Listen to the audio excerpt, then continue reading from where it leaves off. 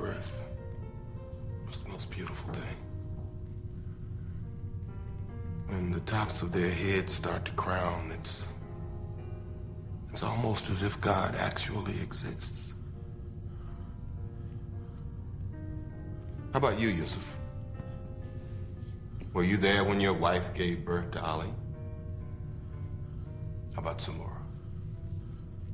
Agent Brody here would say yes because she thinks you're a good father. Me? I don't think you were anywhere near that hospital. Hey, listening people. Hello. Hey. Oh, sorry. Hey, Bartek. I have to say it soft. I'm Soft Hey Ryan after all. Good, Ryan. How are you doing? Oh, fantastic. Soft Hey Ryan, that's a callback. The other day, I was with my wife, Rachel, who has guested on the podcast and is a co-host of another podcast with me. She was in the episode from the one that Soft Hey Ryan came from. Which was? That was Red Riding Hood. That's Red Riding Hood, yes. But it's an old joke where we have a whole thing where I say hey softly. But I said hey to her the other day, and I did say it softly, and she just very, very sternly said, "Who is this? Soft Hey Ryan?" And I had a good chuckle about that. I think she groaned about the origin of that joke, didn't she, in the episode? Yeah, but now it's grown. Nicknames, they grow over time. It was a good punchline to a setup. Listening people, check out that episode so you can know the setup to Soft Hey Ryan. Also hear us talk about Gary Oldman be a freak. But we're not here today to talk about Red Riding Hood. We're here today to talk about a different 2010 film. Yes, a different 2010 film. Something very important. But before we get there, let's break it down. We are spit and Polish likingly because we're always spitting, and we both happen to be Polish. Do you have any Polish facts for us, Bartek? Anything new happening in the Polish world, or any Polish history for you? I mean, today we're talking about a film that came from a very specific Polish man. Maybe something springs to your mind. I don't think I've heard anything about Poland recently. Nothing from your papa? He hasn't given you any updates about Poland itself? He isn't telling you, like, by the way, Bartek, the water here is no longer. What is it? They like it. Oh, the carbonated. Carbonated. Water. You have to buy non-carbonated water to have normal water. It says it on the bottle. It says it. Guys, I explained this in the episode that we did on the Three Musketeers. Just check that episode out. Starring Mads Mikkelsen. Yes, that was the first time we talked about him, I think. Yeah, that was our first Mads Mikkelsen movie on the pod. Yeah, but when you're in Poland, you buy gazowana woda, which is carbonated, and nie gazowana means not carbonated. It's not normal, it's not carbonated. What's normal over there? At least the brands that my dad was buying. That's exactly right. But we're doing Pictures Powwow, in which we discuss a film that has come recommended. This time round, it is a listening people's recommendation, and it is in fact Bartek's dad. That's true. Yes, the buyer of nie gazowana woda. Are you sure that's how you say it? No. You sound unsure. The first time you said it, you actually mumbled the end of it. I was like, is this how we say it in Polish? I think it was nie gazowana. Okay. And your father recommended the 2010 film Unthinkable. He did do that. Which is unthinkable because we've been at this for over a decade and it's taken him this long to recommend a movie. Earlier this year, after we came back from our, end of year, start of year break, we very quickly went into a episode every 2 weeks period because we just had a bunch of stuff going on. I was doing Yum Yum for a little bit with you and Rachel, and my dad was down and I was hanging out with him a little bit. And literally the last time I hung out with him, like he was driving me home, I was talking about the podcast and he was like, I always been meaning to check it out more, but I just never have. And I was like, you don't have to. That's fine. And he was like, no, I feel like I should. I'm like, well, my parents are the same. Yeah. And I was like, maybe one thing that we could do is like, you could recommend us a film because every 3 episodes we do a recommended film and maybe that'll motivate you to check that episode out or something. And he was like, you know what? That's a really good idea. And within a few minutes, he came up with Unthinkable. And he's not going to listen this far ahead because I cursed him out immediately. Yeah, Ryan. Thanks for that. It's okay. I've cursed out my parents and your mum. I feel like it's equal opportunity for all involved. If I left him out, I think it would be really unfair. What did you say about my mum? She's listened to the podcast before. She has, but... I've asked her to say things and then I cursed her out for like, if you don't answer. Ah, those kind of things. those count. Okay. I like Bartek being like, how dare you curse out my mum? My dad, I'm a little bit more fine with. My mum, I live with her. My mum returned the favor because there was that one episode we did where we forgot that Chopin was Polish or something, and like she questioned me like, why'd you say that? Well, did you like make a mistake or something? Yeah. It wasn't like she was telling us off. She was like really genuinely concerned about why we made that mistake. And I'm concerned about many things, but one of the things I'm most... Sorry, Chopin, not Chopin. Fuck, Mum's going to come at me for that now. Weird thing, it will be your brother. Oscar will come in and be like, how could you do this? And then he recommends a movie because he hasn't done one yet either. He hasn't, you're right. He doesn't watch movies as much. Literally, when I saw him last, you told me he was going to go see a movie in the cinema the next day. And I, as a just small talk, said, oh, so here you're going to see this movie tomorrow. And he looked at me dead in the eyes and was just genuinely confused at the idea that he was going to see a movie in the cinema. He was fucking around. I know, but unfortunately, this is the reaction that you get from when you fuck around. And so when I think of Oscar as a guy who has no understanding of film or television. I think he only knows games, and that's it. Anytime I've talked about film or TV, it is like an alien has described an event to me. And then maybe he'll have a very hot take on an anime that he watched while leaning sideways 10 years ago. That's it. I am getting off the track. We are here to talk about Unthinkable. Everyone, make sure to give this a watch for yourself. This is a very small film, but about big ideas. Bartek, how would you describe this? How would you pitch this?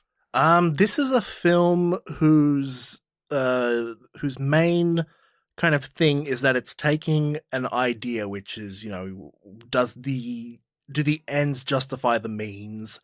And explores it from a couple of different angles, obviously bringing up the ideas of like, well, in general, ends don't justify the means because, the means say something about who we are. But then it pushes the envelope to a degree where you start to question whether, that might be misguided considering what the stakes are. That's a good way to describe. It's a bottle film as well. It's about a group of characters mainly confined in one location, interrogating another to try and find out a terrorist plot, and then the moral and ethical ramifications of those. This is very War on Terror coded, and I recommend giving it a watch. I had never heard of this film, just to get into history, never seen this film. So when I saw it on the list, I did have a perusal when it was added to kind of get a feeling. I was like, okay, is this going to be a Polish movie? I didn't know what I don't know anything about your dad's film taste other than the minor things you've shared on the pod. And then I saw Sam Jackson's in it. I saw everyone's favorite all-American actor, Stephen Root's in the film, which I was like, oh, Bartek may recognize him in this one. Yeah, unfortunately, I checked the cast list a few days early so that the conspiracy people didn't get around to deleting it there. So I knew he was in it going in. He sounded like Bill Dauterive a lot in this one, actually. He sounded like if you gave Bill Dauterive serious lines of dialogue about torture, which was very funny for me to hear. We have several other people. We have Carrie-Anne Moss, and I was like, oh, okay, so this is like a big deal movie. And I even said to my wife, who did not watch this with me, she said, oh, so it must have been like a proper A-grade movie. It has all of those actors. And then I turned to her, this was after I watched the movie, and said, well, in all fairness, Rachel, all of these people are like actors who work in anything. Like Sam Jackson will do any movie ever. Carrie-Anne Moss is the same. Stephen Root is the same. Like, these are all working actors. They will do any budget range movie, relatively speaking. And so I said that because this movie is so low scale. It's so boilerplate, but it's dealing with these big, heavy ideas that would have been an amazing play to see on stage. That's my big takeaway from the movie is I like it in theory more than I liked it in execution. I think I would have really appreciated seeing this as a stage show. As a movie, it was fine. I just didn't find the actual filmmaking to be all of that important, and the actors are good actors. Like Michael Sheen's a good actor, Carrie-Anne Moss is a good actor, Sam Jack, they're doing what they can, but I felt the level of this just isn't coming together as a film for me. This is very much one of those ones in which not only would it be great as a stage play, but it also feels like this would just be a great college thesis paper. Like, here's my thesis about how I feel about torture. So I found it a bit message heavy as well. But that's my history and my kind of first impressions of it. Tell us a bit about your background. Sure. So I have seen this film once before. It was shown to me by my dad one of the times where I went to Poland. Because this was a film that he really appreciates. It's one that, you know, he introduced it to me as like, this is a film that really gave him like something to think about. So I have seen it before, but it has been maybe like a dozen years, maybe even more since I've seen it. So it wasn't like it was out in cinema at the time and you went to the local cinema No, to see it. It was just a home this DVD, is like, hey, let's watch this. This is a film that only exists like as a thing that my dad knows. Like, if it wasn't for him, I would not have heard of this film. No, I wish you did clarify more. I think you should have just said this movie only exists as a thing my dad knows and no one else. Keep going. Yep. So I remembered, you know, kind of the general strokes of it. The fact that like this is a film about, you know, intense interrogations for a high stakes thing. I remembered it being effective when I first watched it with him all that time ago. But then over time, like just thinking about the film from like its general, you know, themes and stuff like that, I wondered like, oh, if I ever checked it out again, would I like it less? Would I see more flaws with it? Like, I was looking up a couple of things about it beforehand, and some people were like, you know, kind of dismissing it as like torture porn or something like that. And I wondered like, oh, was it a film that was like really intensely like focused on those elements? And watching it again, like I can see that was like slight exaggerations. It's not quite true. I still found the messaging effective, but yeah, it did kind of feel like the direct to DVD movie it was. Yes, that's right. This Like, is a direct to video. Yeah, I wouldn't put it like on quite the same level as like films that we watch on the mystery box, but it kind of has that similar vibe to some of them. So interesting pieces of information background-wise.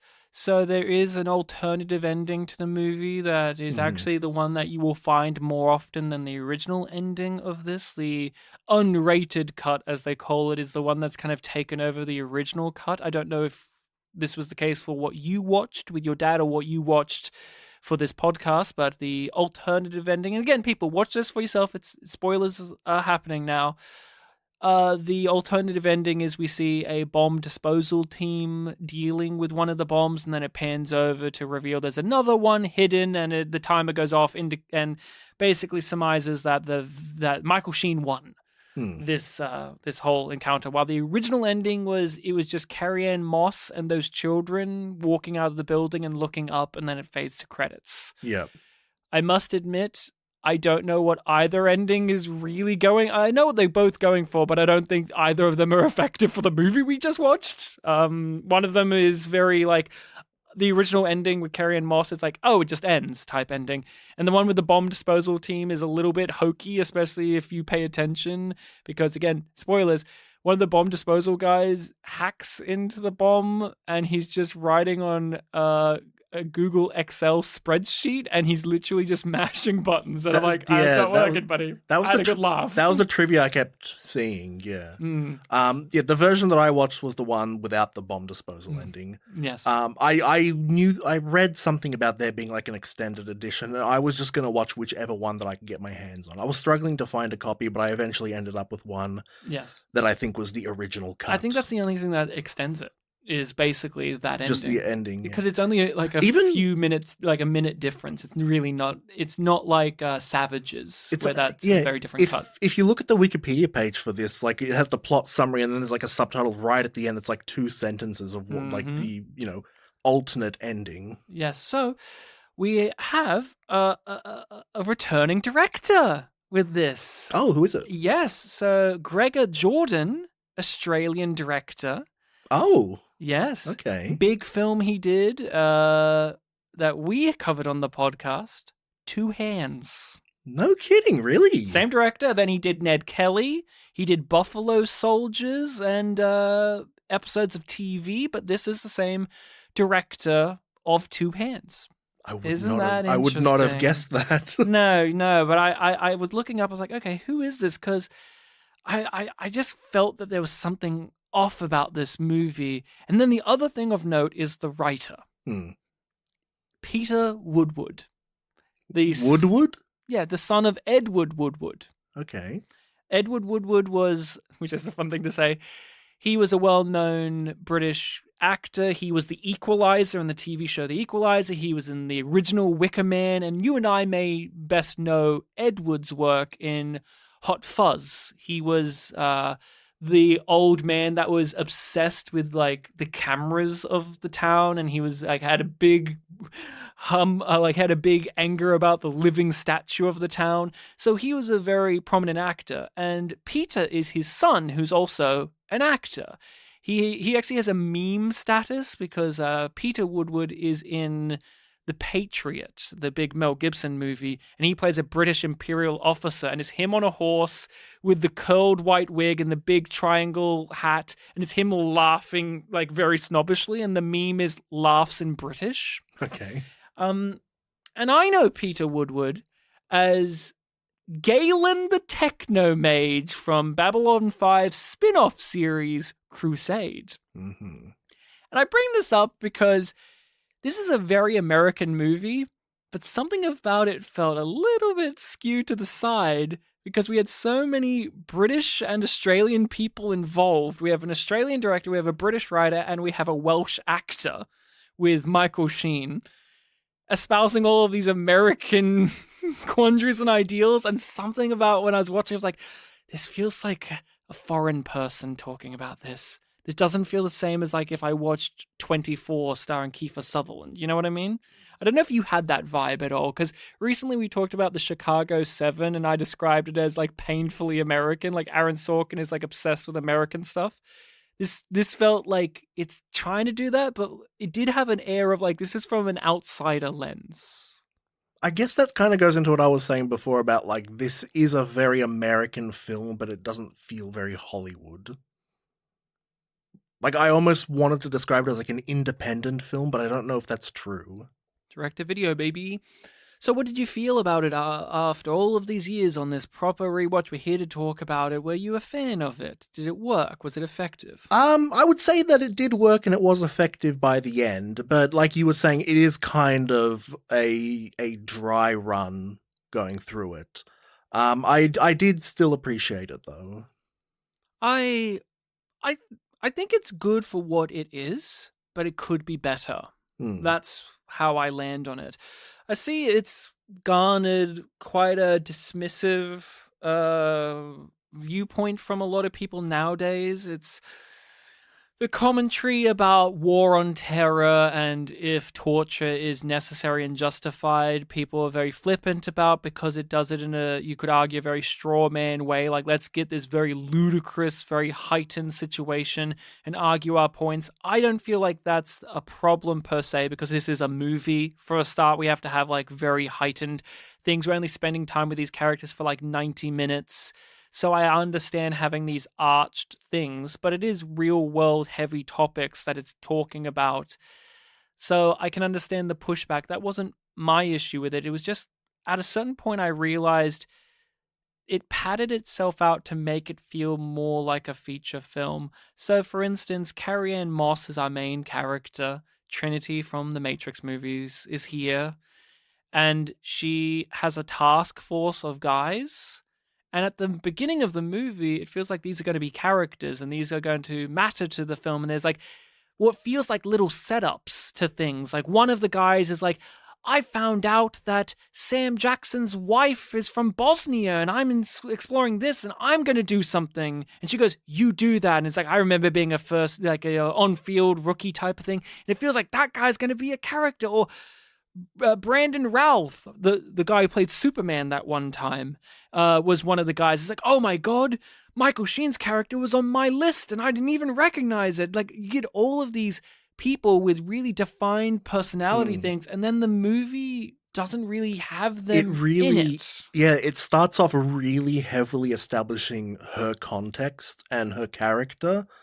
And it does bring those characters over to, what the main plot of the film is, but they're literally in a different room doing a Different movie. a different movie, different kind of job on the side of this other job that is going to be the main focus of the film. And there was a lot of nice little moments, like you were describing most of them just then in that first part, where there was the rookie guy who was like, this Bosnian woman, she does this, and this. Like, I think I should really pay attention to her. And it establishes our main character responds to that by saying, like, look, Bosnian women, they don't do things like that. They do things like this, and this. So it shows that, this is a character that works in counterterrorism, but she's not super discriminatory gung-ho. Like, she actually understands how Muslims operate or what their belief systems are. Cultures outside of America. Yeah. And when you think they're FBI, and when you think of FBI, they're like, they're the secret agent, like the big dogs, like, they're so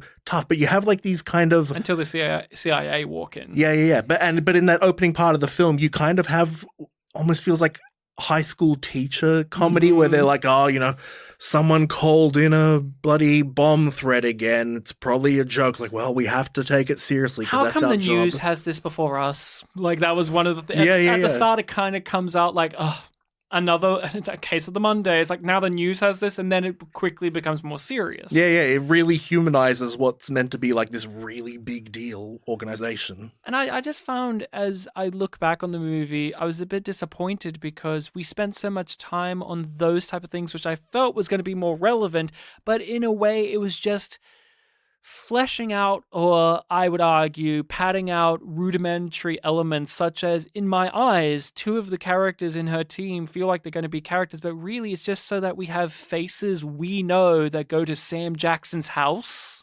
to make it feel like it's more. Like, that's really all those two characters serve to do in the end, is to be people who rock up at Sam Jackson's house and have a little standoff. It's all... And that's it. It's all setting up things that are going to be in that other room. Like, all of that is just to set up who our main character, Carrie-Anne Moss, is. Yeah.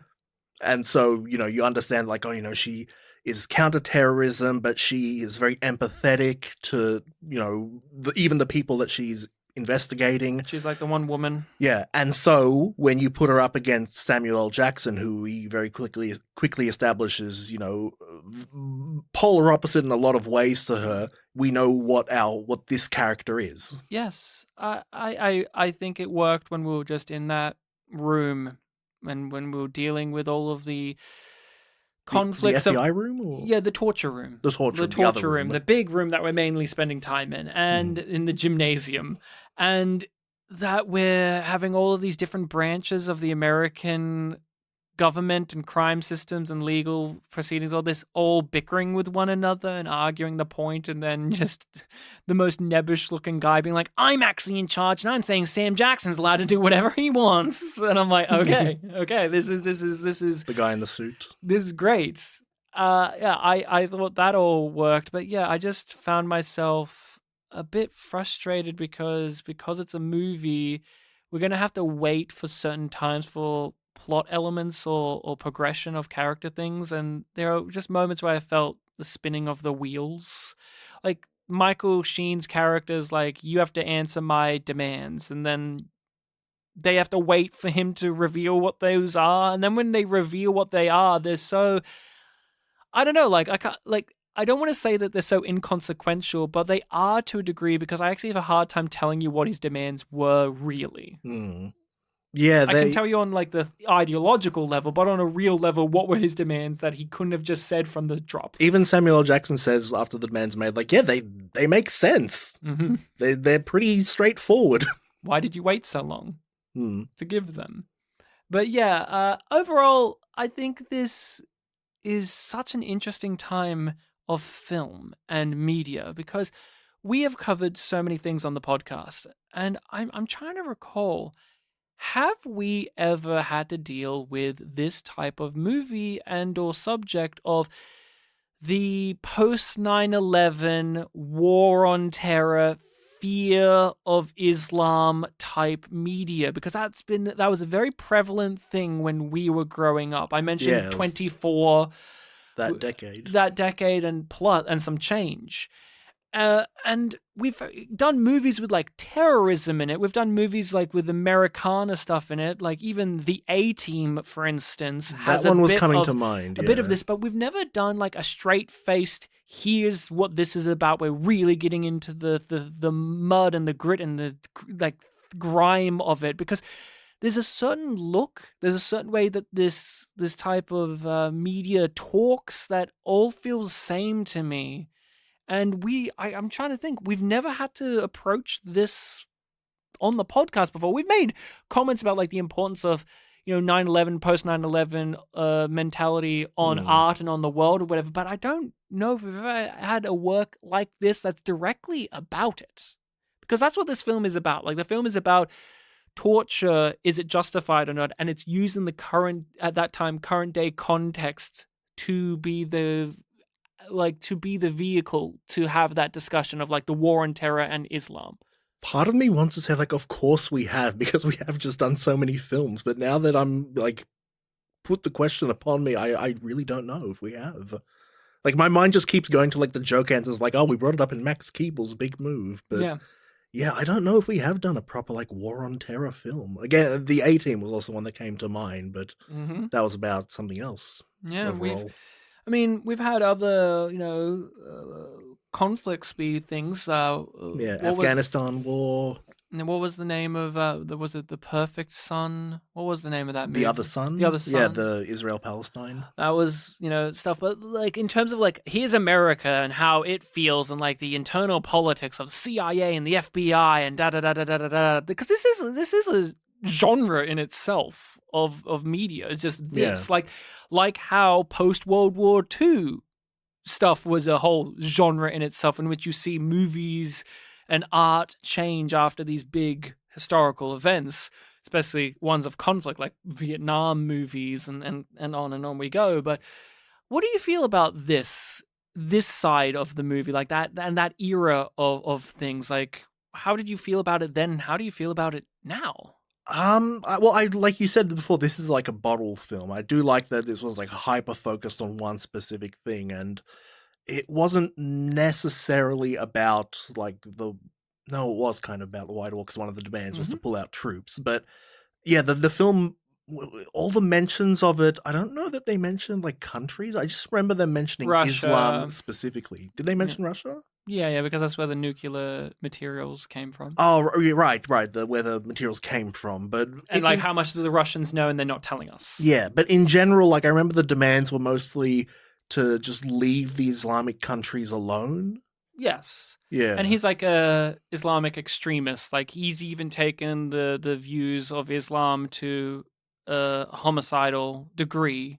She's arguing with him about his religion and he's just not buying it. He's like, well, they're going to all be martyred. That type of deal. And like I said, it's that war on terror stuff is a vehicle of the current day context to drive us into this more philosophical debate of, does ends justify the means? Does torture have a place in the world? Yeah.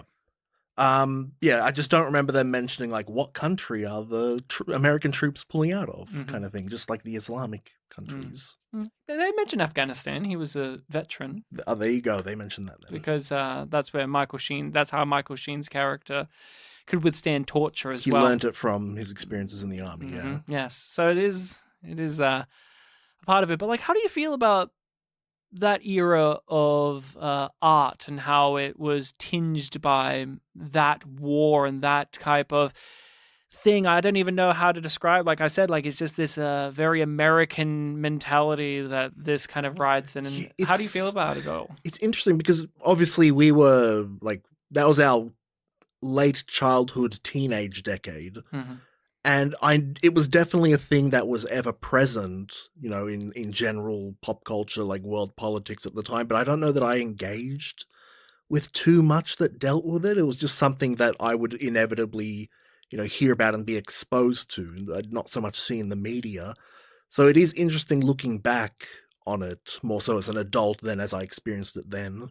Yes, I'm on the opposite end where I got to see a lot of the shows I was enjoying or the genres I was enjoying be forever changed because they, science fiction, for instance, crime shows as well, and so many of these things had to make commentary on it. They had to respond to it. And so it really changed the viewpoint. And this is what this film is about. Like, this is our current context. He is, this religious group that is often viewed one way in our current day of 2010 context of like Islam is scary, they're all murderous, they're all terrorists, they could bomb us at any moment. Let's challenge that, because the film isn't, I would argue, and I've read some interesting reviews from like Muslim critics and Muslim viewers about like, the push and pull of like how much of this is playing up of these harmful tropes and how much of it is actually kind of critiquing those. And I think it's critiquing it very well, because this one guy who, again, is played by a Welsh actor whose character is supposed to be the most nebbish-looking, middle-aged white guy who has recently converted to Islam and feels like he now can do any heinous act he wants. And the film, his name is Stephen Younger, but he goes by Yusuf. And the film questions, I like this, the film questions but doesn't really fully come down on how much of this is him doing it because of his religious and political views, and how much of this is him because he's having like a midlife crisis. The film leaves a lot of things open-ended.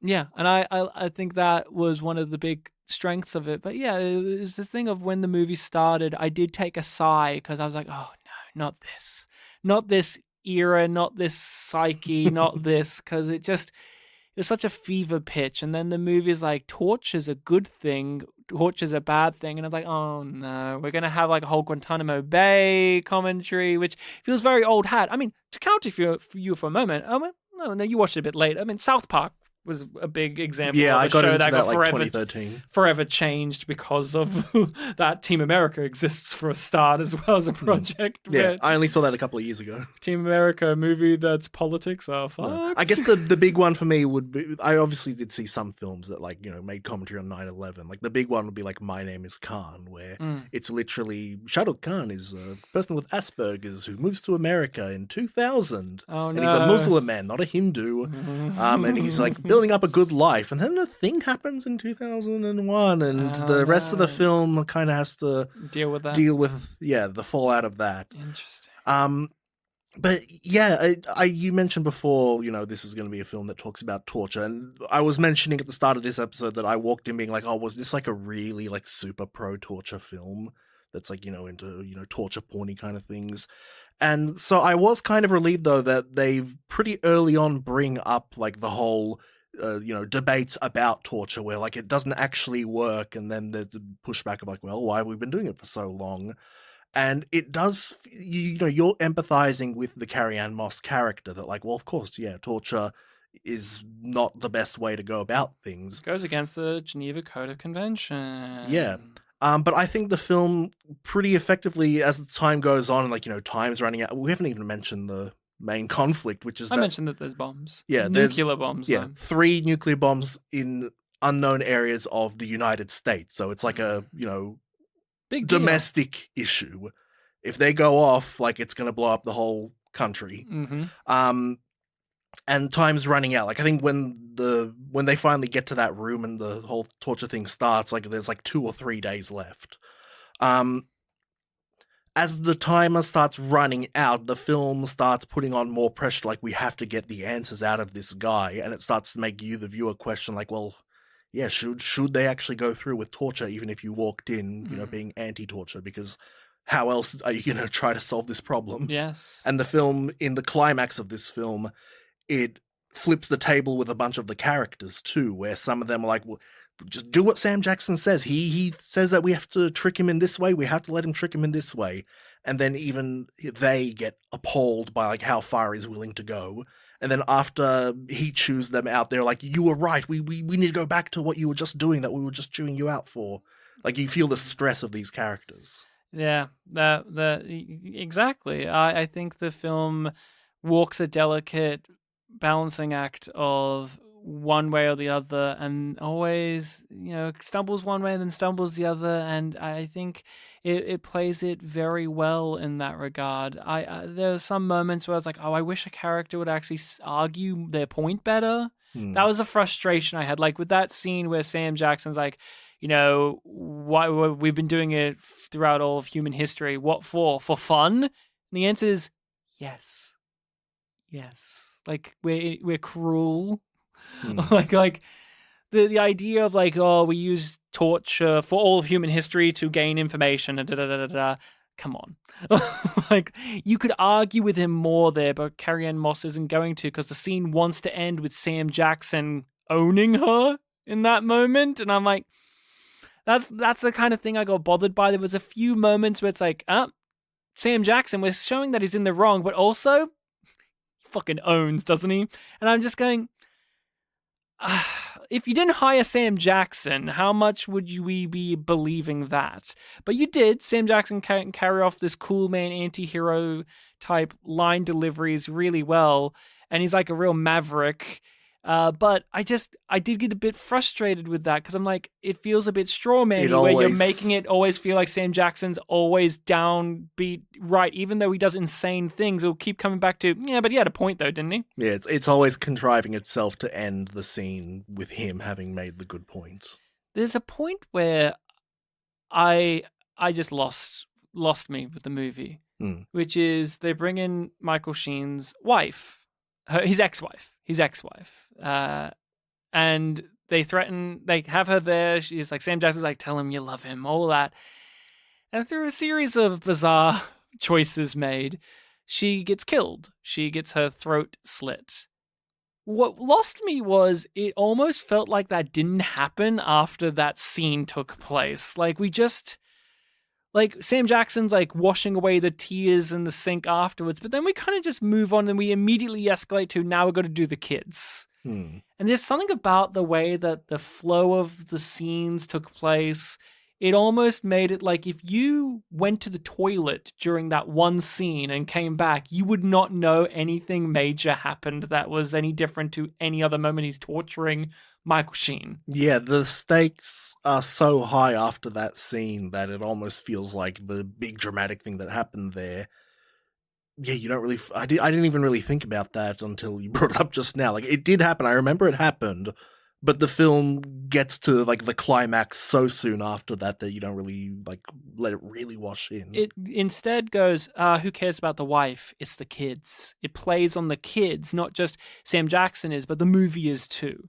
Like, in the original ending, it's an ending of those kids with Carrie-Anne Moss, who is not only just the only woman of note of the movie, but also it is, in a very writerly way, just pointed out that she's not a mother as well. Sam Jackson needs to point that out, and it felt very much like a writer letting you know, like, you got to think about that, right? She chose her career over boys and children. There's a scene somewhere in this film where, like, he basically, like, I've got you all figured out, and it's like, read a file. Yeah, I read your file. You chose career over marriage or family. Mm-hmm. Meanwhile, he has a family. He's like, he's the opposite. He's like an amoral monster who tortures people, but he's really good at his job. He has a wife who loves him, and he has kids who loves him, DC. Well, you want to be a moral person, but your life's so complicated, and you have no children, and then at the end of the movie, she has children now that she's holding. The victims of this whole circumstance, they're the real victims. In the original cut, they're the real victims of this movie at the end of the day, is the intergenerational trauma. That's what I mean, where I don't mind that ending as much, but it is an ending where it's like, oh, and the movie just abruptly is done now. It's kind of awkward. But then did you watch the extended one? I watched the original one, then I looked up the extended one ending because I needed to see it visually. Yeah, I didn't watch the original ending, the extended ending, but I read about it. But both of them are, like I said, a bit. I kind of lean my head to the side and go, huh? Okay, like I prefer the original, like the theatrical, not theatrical, the original ending where it's just her and the children. It makes more sense on a, I guess, grander thematic level, but it is I don't know. Did you feel the same, or did you think it worked with where just is her and the kids and it fades out? I'm conflicted on it because the film very clearly does want to end on an ambiguous note, and it certainly does, but it also feels like there needed to be a little bit more to the ending. Like, it just does, it feels very abrupt.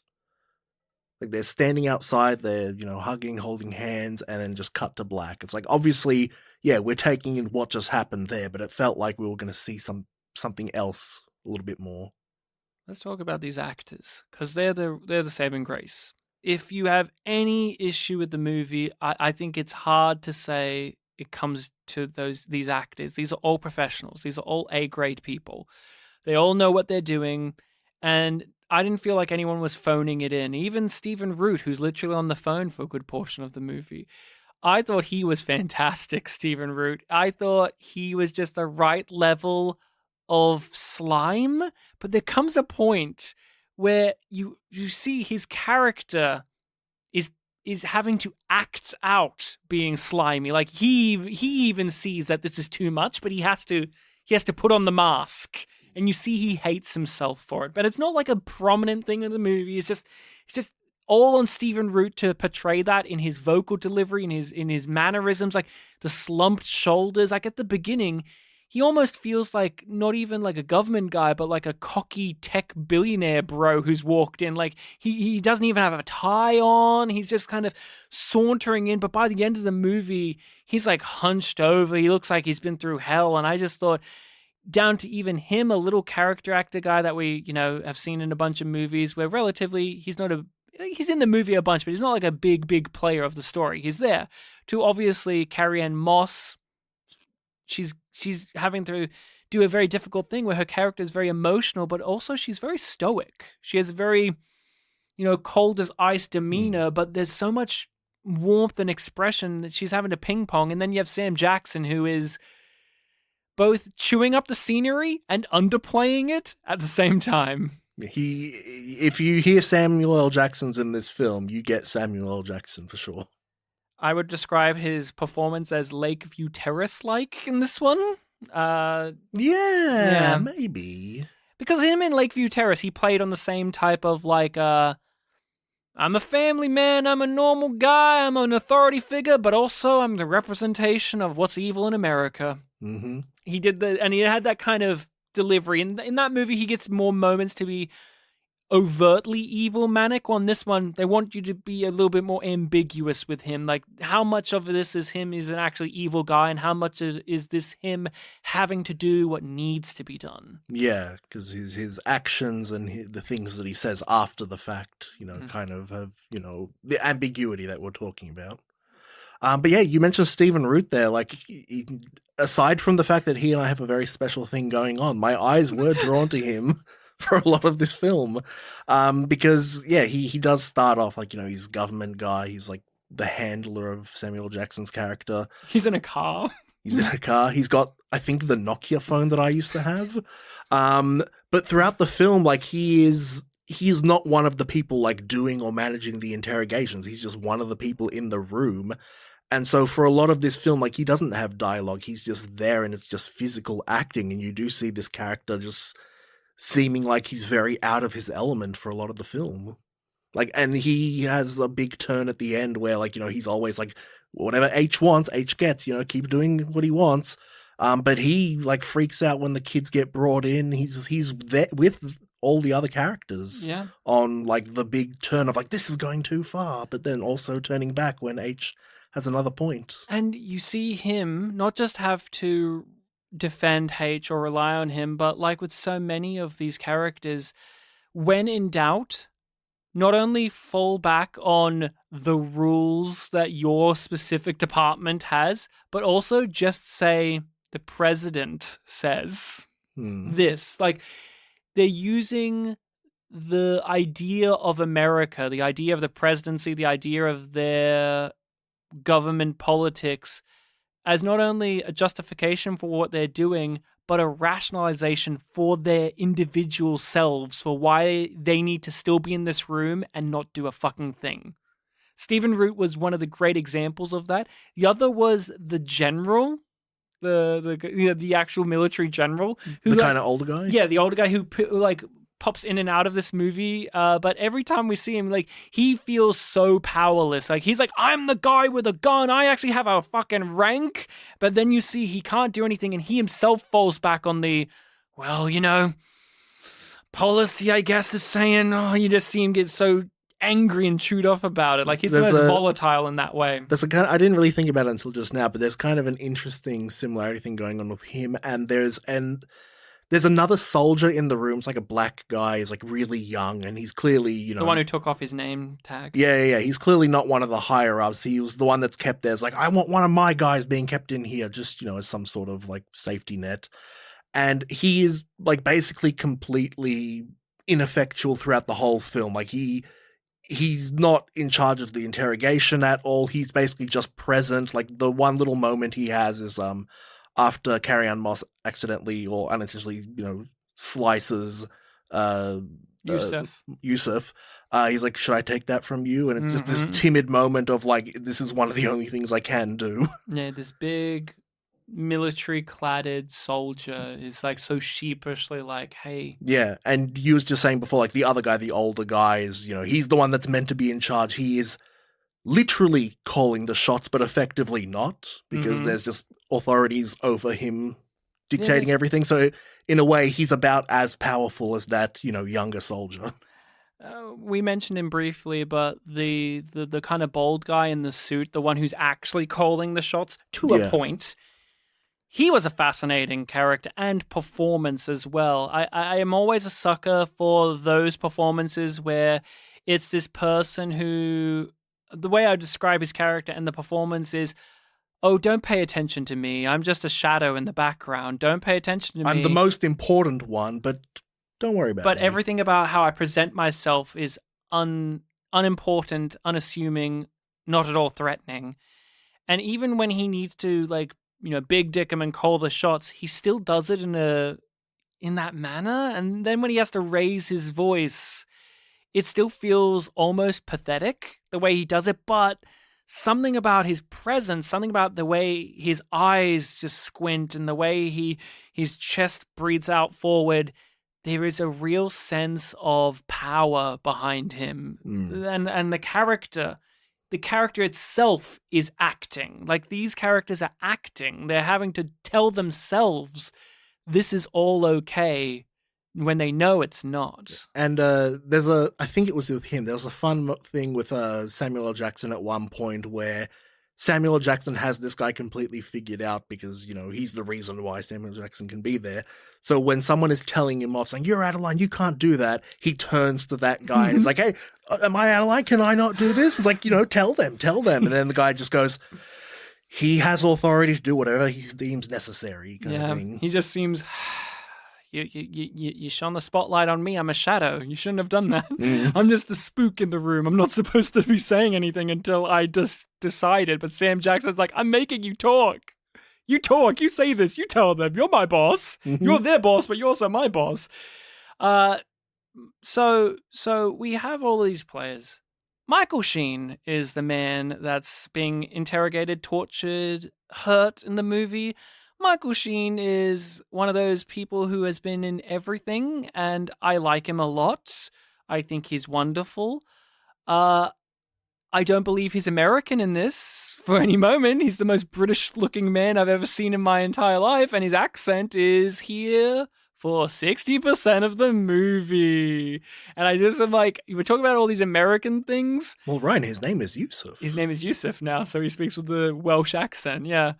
I had a hard time with him because he's a good actor. Like, he's a good actor, but I don't know if we should have got him for this role is the problem. Like, on paper, I see it working, but I just couldn't believe him as like this middle-aged, like schmuck American guy that we've thrown in who's now become radicalized. I just had a difficult time buying into it, even though I think he's a good actor. And when given the material, given material to shout, he can do that. But I'm just looking at this man with the most British teeth. Just something about him like, this guy's English.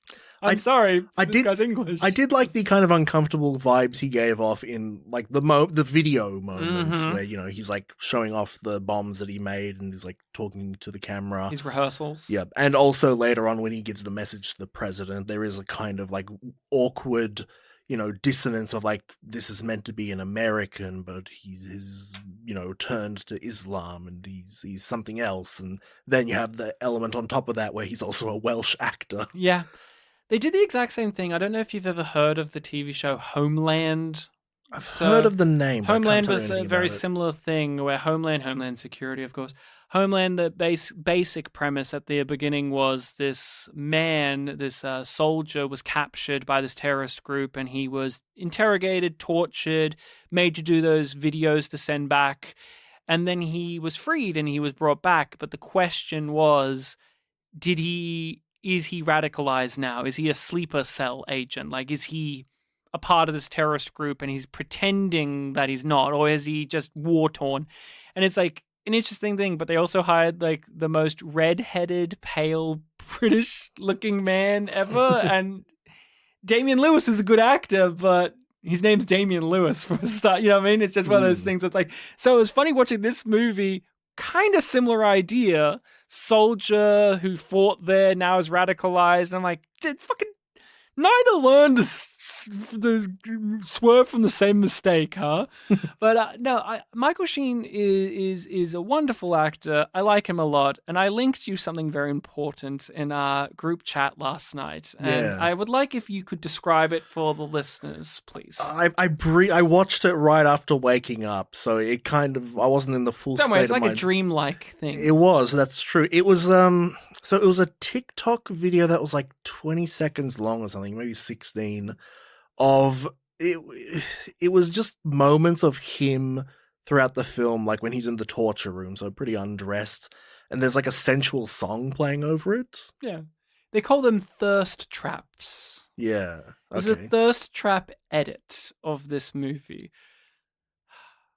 This is so funny to me because I was looking at this film and there was a popular resurgence of this movie, a bunch of new reviews, a bunch of new YouTube things. It was popping off on social media within the last 2 years. And I was like, what's going on Wait, with this film? This film, Unthinkable.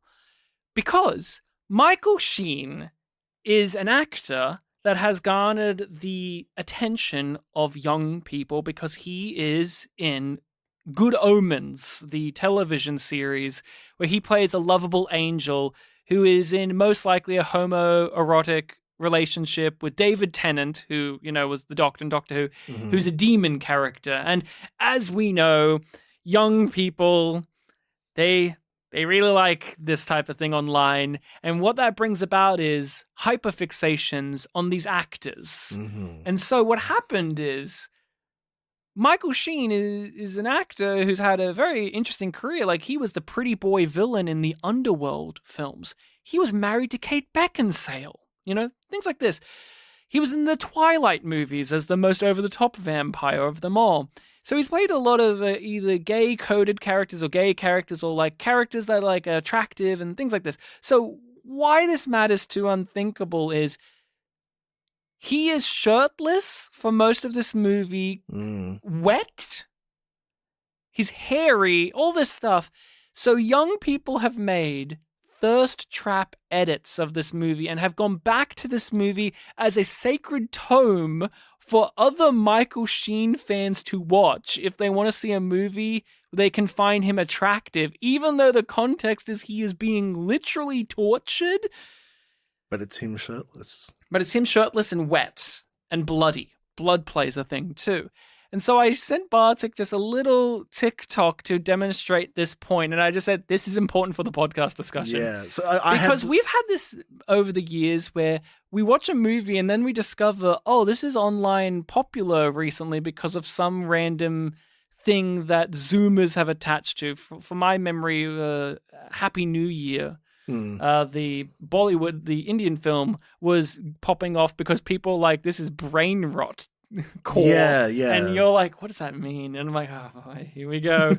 And now your dad has recommended this movie that's very important to him and da-da-da. And I just want to let him know that it's very important to young people too, but Yes. not for the heady reasons.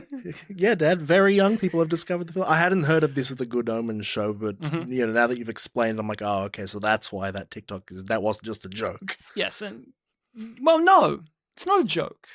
No, it isn't. That's what I'm saying. It's not a joke. It's not a joke. Yes. But I thought it was just very funny. Like, oh, of all films, this and, because he's shirtless. But no, I see that there is some genuine affection for him because of some recent thing. You gotta remember how horny fans are of things. We got Spock, Kirk erotic fanfic all the way back in the 60s, where the idea of male impregnation in fan culture started in the 60s from fucking Spock and Kirk to nowadays where we make thirst trap edits of Michael Sheen getting brutally tortured in a movie. I don't think it's that ludicrous, but I think it's hilarious nonetheless. But the funny part is that it's 16 years after the fact. Like, you said Kirk and Spock back in the 60s, like, well, at the time, right? Yeah, but because they had that homoerotic thing going on. Now, Michael Sheen is in a TV series where that's playing in and young people are into it, and now they've gone through his filmography, and obviously the big hit is like Tron Legacy, where he plays a character that looks like David Bowie, and the Twilight movies. We've already done that. Those are the big ones. Let's keep going through his filmography. Ooh, here's a movie where he's shirtless the entire time, basically. Let's make edits. Mm-hmm. Yeah, and he loses his fingers. Let's forget the context of why. He gets stabbed, he's bleeding. So if you read reviews, there's lots of reviews of like, I watched this for Michael Sheen's titties or something like that. Also, there's torture. I'm like, I don't think my dad watched it for Michael Sheen's titties. You don't know that. I don't. You don't know that. But I also don't. He watched it for Samuel L. Jackson's big bald head. No, he told me he watched it because it, made him think. Unthinkable. Oh, wow. Irony. So, what did you feel about Sam Jackson? It's Samuel L. Jackson. He's always a lot of fun. Obviously, there's very serious stuff going on with him in this film, but it always just does come back to. You mentioned before, like, a lot of the scenes in this film are contrived to have him make a point by the end and, like, have sort of the power at the end of that scene. And he has an energy about him that makes that really fun, even if you have issues with, the structure. I wanted to just prod at you. I know you just said it kind of offhandedly, like, it's Samuel L. Jackson. Does that take away, not just in this film, but, like, for him as an actor, like, is he just too synonymous with being Samuel L. Jackson? I think he's a fantastic actor, but there has been times where that has been a barrier for me, where it's like, I'm not seeing a performance or a character, I'm seeing Sam Jackson, just being Sam Jackson. It feels like the type of thing where it should be an issue. I definitely had it with other actors, but for some reason with him, not as much. Like, obviously, there's, like, him in Star Wars where they kind of underutilized him. Make him without charm somehow. Or presence. And that one still works for a lot of people. A lot of people are like, oh, he's the guy with the purple lightsaber, even though, he doesn't really have a lot of the Samuel Jackson isms. But yeah, he just has a real charisma to him. And when a role calls for him to have, like, a sort of fun or funny element, he really does it well. And they do that with this character too, where, he's being interrogated at the start of the film when he's meant to be in, like, witness protection or something like that. And he's being very, like, defiant about it. And then eventually, he's waiting for, like, oh, my guy's coming in to free me. Oh, here you are. What took you so long? And then when he sees Carrie-Anne Moss again for the first time, he's like, hey, nice to see you again. It's always fascinating to me what actors are allowed to get away with that and what ones aren't. Because an actor this reminded me of the most, Sam Jackson in this.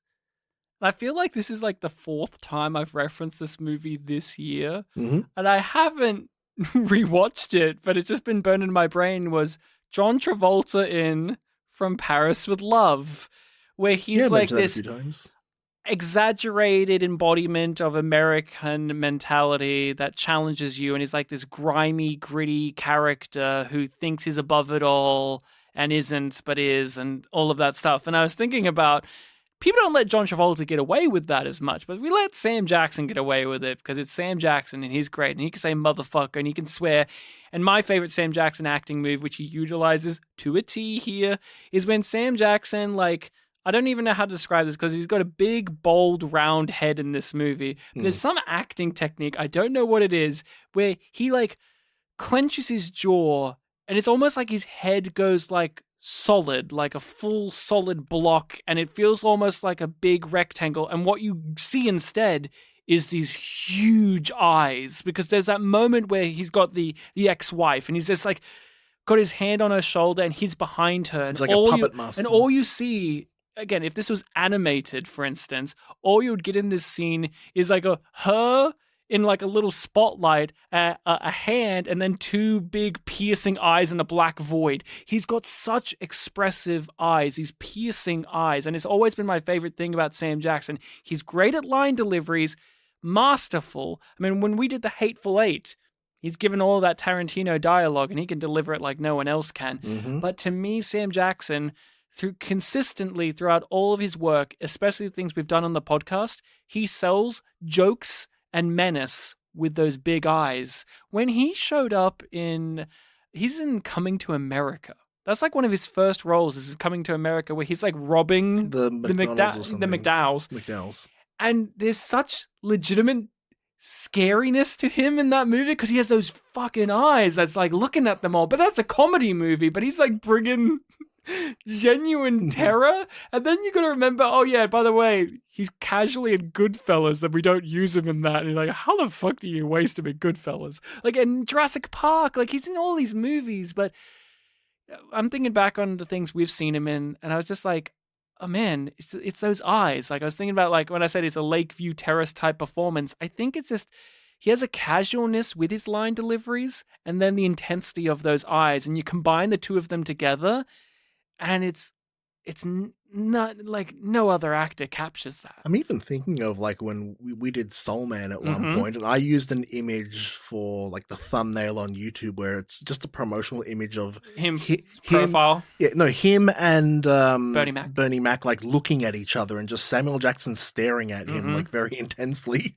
Yeah, he's not a chill dude, even though he seems like a pretty chill dude too. He's one of those where it's like his version of chill is us being wound up a bit. He knows that he's got it. He knows he's having a fun time in this movie too. Like the bit that I also laughed out loud at is him with his wife on a picnic blanket with the laptop. Talking to his kids. And just eating in the middle of talking to his kids, yeah. And then Carrie-Anne Moss comes out and she's like, you motherfucker. And he's like, all right, kids, gotta go. He keeps talking to the kids and leaves Carrie-Anne Moss just to stew. And we kind of had a setup to that where I think it was like Stephen Root's like, he's very particular about his food. His wife has to bring him his food. So it's like, oh, this is like a really important event for him. But when it gets interrupted, he's like, all right, here we go. Don't tell her anything. That's what they keep saying to the wife. He's like, oh, yeah, sure. He basically winks, like, yeah, I won't wink. No, he was fantastic. Like, he makes the movie. If you don't have Sam Jackson as H, this character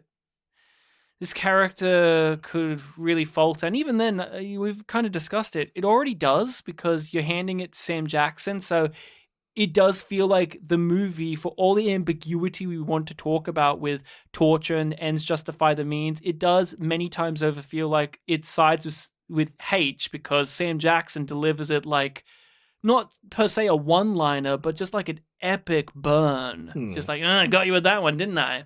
And it's like, I wouldn't say you did, but man, you said it. The film did. You said it like, you said it like Sam Jackson. It really does feel like you defeated them with facts and logic. Yeah, it kind of feels jarring when you do get to the point where like he's kind of giving up. It's like you've been ending every scene like on top. But it was a trick. It was a part of his long play. It was like, now you let me do anything, right? How do you feel, though, when we now talk about the grandiose stuff? Because the film wants us to think about this stuff. It wants to confront us. It's an idea movie. How do you feel about what it's talking about, what it's saying in the realm of the world, but also the world of the film? Yeah, I mean, it goes back to what I was saying before about just challenging your values, because it does bring forward the whole ideas that, torture doesn't work. It's not ethical. You shouldn't be doing it. It establishes this, and you walk into the film knowing this, but then the stakes do raise and you start to question yourself. You start to question, like, well, maybe hurting those kids will save literally, the greater good. Like 2 lives, maybe 3, 4 over, like, the rest of the country. Why are you upset with me for killing one woman and traumatizing a room full of people when this man killed 53 people?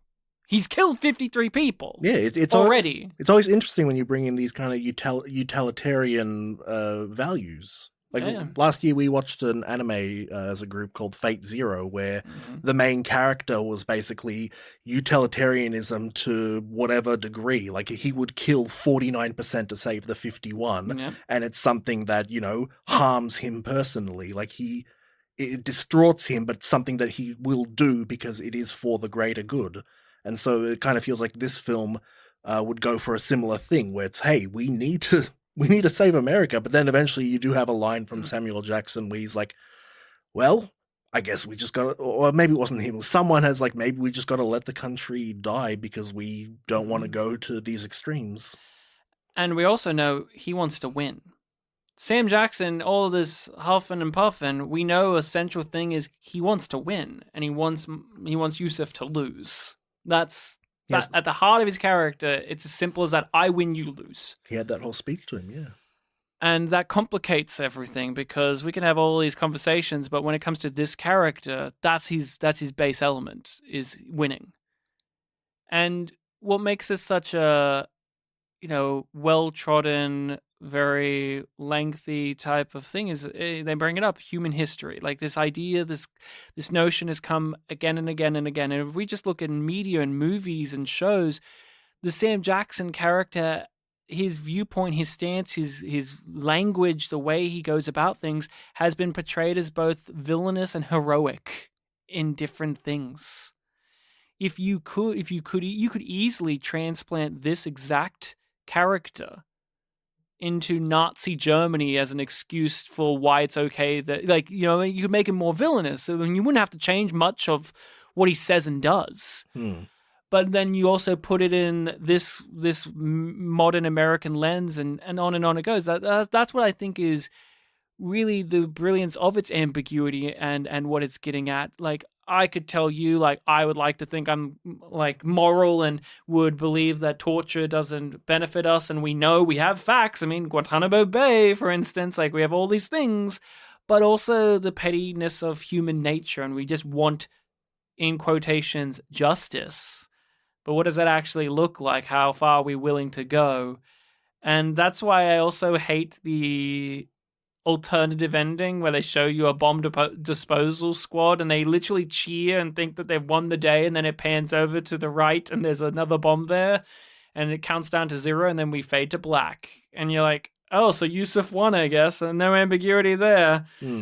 Like, was there a 4th bomb? Yes. Yeah, I think there was trivia saying that was, like, made for test audiences or something. Yeah, it's an interesting movie. I'm glad it was recommended. And I always, like, even though I complained about it, I always do have a soft spot for movies that feel like they should be plays more than a movie. Yeah, we've had a couple of those. Because I said to you, this was the director of Two Hands. A movie that had some theatrical elements, but was very cinematic. When I think of Two Hands as a movie, I'm thinking all of the shots of Rose Byrne and, like, the sun trickling down and, like, how very cinematic the language was of that movie to give us the characters and the moments. While with this movie, it's one where I was like, man, I want to read that script at a table read more so than want to watch it again as a film, even though I love these performances. It's one of those ones where you appreciate it rather than, say, oh, I loved it, that was so much fun. I agree. I would recommend this, not to everyone. I don't think it'll be everyone's cup of tea. But I think it has a lot of worth in there. And as I said at the very beginning of this, it's okay for what it is. It could be better. But some films like that, they intrigue me all the more of just, like, stewing on being like, oh man, this is going for something. Like, I'd rather a film aiming with ambitions than not at all.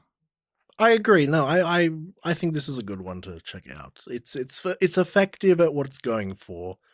even if it does have some rough edges. And if you look online and see reviews talking about like, oh, it's just a torture porn film, like the film cuts away from the torture too much to be torture porn. You don't have like a whole unedited motion of like him entering the torture room, doing all the torture and then leaving without any cuts. It's implication more than anything. Yeah, implication. It's not an exploitation film in that way. And I could see when people say it's torture porn in the way of it's desensitizing the torture. Like, you get to a point where, like, you walk in and he's drilling into his teeth. And in another movie, like Marathon Man, like, that's the most horrifying thing ever. And by that point in the movie, you're like, yeah, of course. So maybe that's, like, a horrifying thing for some viewers when you could say torture porn where, like, the torture may not be shown, but, like, the idea of it kind of is more numbed to you. But like that's the confronting part of the movie is like at the beginning you're horrified, but there comes a point where you're like, oh, okay, yeah, of course.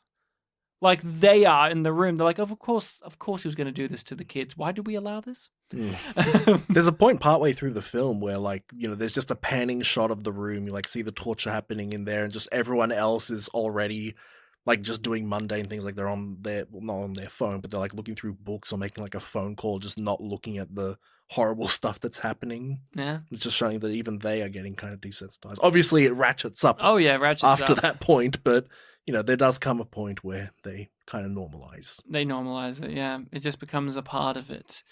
They're watching it like it's television. Yeah. So that is Unthinkable. Bartek, it's your time to recommend a movie for the podcast, right? You're up next. Tis indeed. Tis yes. the season. A couple of minutes ago, I mentioned anime. Oh, yeah? Yeah, and I've got an anime film. Oh, great. Yeah, I think you've got one coming up too, but I don't think I'm stealing it. I think I've got a different one. Okay. Urotsuki Doji 3. Urotsuki Doji 3. Oh, by the way, last week in the episode that we did, you looked up our IMDb page, and I heard you mention that we had a 3 Wishes for Cinderella entry. Yes. When I got home, I had a look at the connections page on that, because I remembered in that episode, that was the one where we were joking about connection page and just like listing off random things like Urotsuki Doji 2 specifically. Yeah. And I was happy to see that all of the things that we joked about were in that connections page. And I even made a comment on our upload and pinned it like, yeah, did it. And I'm glad, since looking at that IMDb page of Spin Polish Presents, for some mysterious reason, Mishabella has been added as one of the guests of the episode. Is she the third cast member? She's the third cast member, so there you go. Interesting. Thanks, okay. Mishabella. But anyway, the film... We miss you, Mishabella. I do miss Mishabella. We Mishabella you. We Mishabella, Misabella. The film that I'm recommending is a 2024 film called Look Back. Excellent. Well, Ryan looked very concerned for a second. Is that on your list or something? My 2024 pick on my list is Look Back, but don't you worry. Is it actually? It actually is. Oh. No, this is great, because when this came, we'll talk about it more next time. When this came out, I was bugging Bartek. I was like, "Oh, you should check this out. I think you'd like this." Oh, were you? Yeah. I was like, you should check this out. It's only short. Oh. It's less than an hour long. Yeah, it's an hour long. Because we'll talk about it more next week, but we were at a group anime event. We have an anime group, and our friend Mark and a guest on the podcast, Mark, he had Amazon, and it was just, we were sitting there, and it was the thing on the Amazon banner page. Okay. And I was the only person that knew anything about the movie. I'd yet to watch it. And I was like, I know about this movie. And I was like, and I turned to you and said, I think you'd be interested. And you're like, oh, well, watch and let me know. And then I did. And I hounded you for a little while. Oh, so you've seen it? Yeah, I've watched it. Oh, okay. I did, because I was like, oh, check this out. It's only short. And then I messaged you like, you should check it out. And then when we'd meet up in person, I'm like, oh, you should check that out. It's only short. And you're like, oh, well, yeah, I'll get around to it. And now we're going to get around to it next time on the podcast. Right. Everyone, make sure to check it out. Completely forgot all that. It's only short. It's less than an hour, I think. I think it's around. I think it's an hour. Just about an hour, Yeah. but it's not as long as it's not 90 minutes. So I was looking at some films that came out in the past couple of years. I'm like, oh, I think Ryan's going to recommend that one. There's going to be some interesting discussions because there's news about that movie. We'll talk about it next time on the podcast. There's news Wow. about the movie. It's like it's a Ryan recommendation. It's like a Ryan recommendation and a Bartek rapper.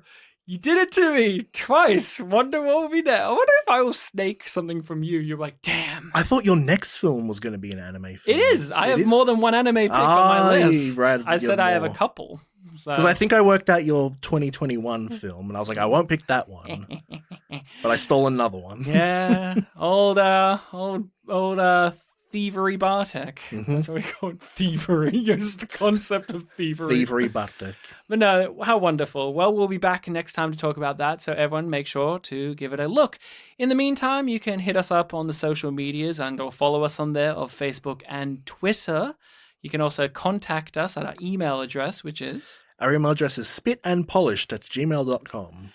Feel free to let us know what you think about the things we have discussed on the podcast. If you have any recommendations for films, do so. We add them to the list and we eventually get around to them. We try our best, and there's been many, many times... I'm actually quite happy about the amount of times we've been given a movie that's like, how do we find this? And we find them. Over the course of time, they do emerge. Mm-hmm. I say that with an optimistic smile on my face. There are some that I'm like, I'm still trying to find this. But we always keep them active in the list, being like, okay, we're not just going to discount this because we can't find it immediately. We do try. And if they're movies... it's easier. So that is it. We've had ones where it's like, could you do this? And like, I don't know. It's like a TV movie can be harder to find, but you know, that may be a thing. If there's a great, hey, Steven Spielberg started out with TV movies, so there you go. And now he's got a new movie out, that wily old Spielbergo. But that is it. Remember to be kind to each other, or we'll do the unthinkable.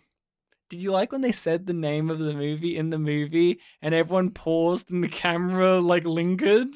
Did you enjoy that? Yeah, it's very late in the film to do the name drop, so it wasn't like halfway point or end of first act kind of hokey like name drop. So that was effective. I clapped. Yeah, it was an intense scene, so you weren't meant to clap, Ryan. But the way that it was delivered and the framing of it, you gotta clap for the title drop. And I saluted. I stood up and I saluted. I'm not American, but that's okay. Neither's the villain. But I did salute when Sam Jackson said the unthinkable line, right? Yeah, because he's the one. And I stood up and I said, "God bless." He's the one that knows what the unthinkable thing is. He knows. He knows it's the hurt the kids. Yes, you saluted, and I'm sure the director's very happy that you. He's Australian. You only do it with one hand, though. You have to do the two hands. Yeah. Well, the Australian director is very proud that a fellow Australian saluted at his movie that's very American coded, written by a British man. A bold British man, by the way, too. Oh, so he's super British. Oh, he's... You're going to see him, and you're going to be like, that's the most British-looking man. In fact, he laughs in British. Ooh.